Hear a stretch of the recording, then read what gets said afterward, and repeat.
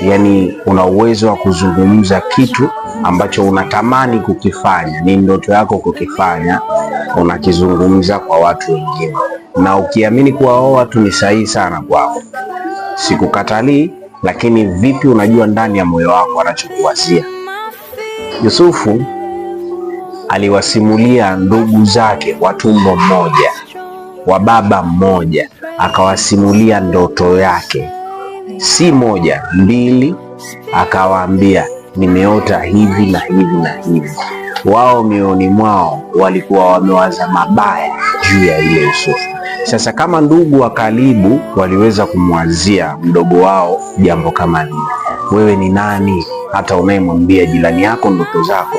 Unataka kuwa na biashara kubwa, unataka kufika mbali, unamsimulia jirani yako, namwambia mimi na ndoto kubwa nataka nifanye. Chunga mdomo wako ili uweze kufikia mafanikio yako.